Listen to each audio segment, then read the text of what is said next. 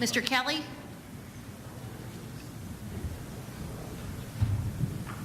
Mr. Smith of Missouri? Mr. Carvello?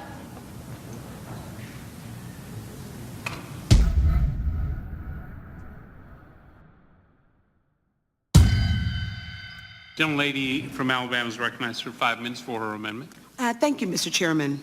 Mr. Chairman, my amendment restricts the bill from going into effect unless the Secretary of Health and Human Services determines that no rural hospital will close and jobs be lost at rural hospitals.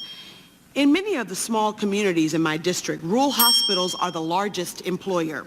They are intricately legislation and suggest that we all should do so, that threatens coverage for rural people and the revenue base for local hospitals.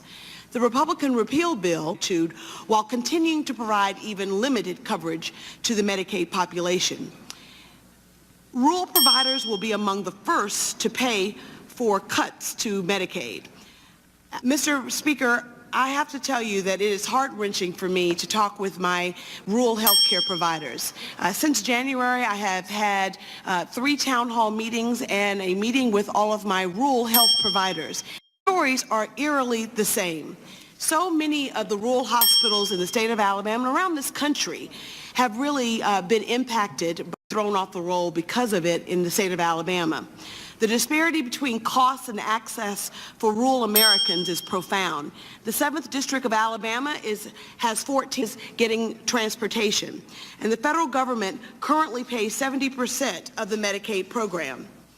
I have a rural hospital administrator who, because she is struggling so hard at the Hill Hospital, make no mistake, the Republican plan will only exacerbate these trends in rural America by shifting more costs to consumers.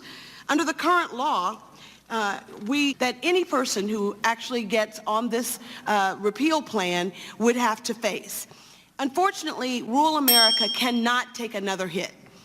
This plan, while expansive in many ways, is really not does not favor rural America. Rural America, there are very few wealthy folks. I have to tell you that one of the farmers in my district, I think had he known that the Affordable Care Act was Obamacare, probably wouldn't have gotten it.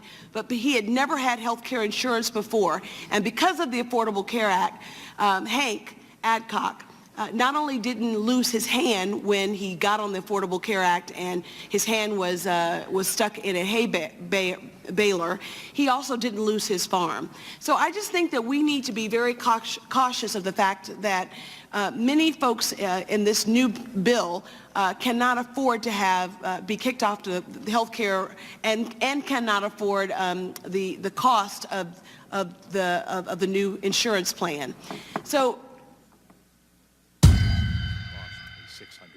But that's less money that's less money in the United States budget to do other things with.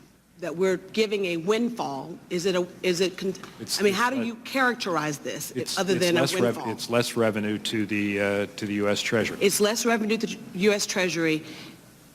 Really preferential treatment given to people who tan, because not everybody needs to tan. I'm living proof of that.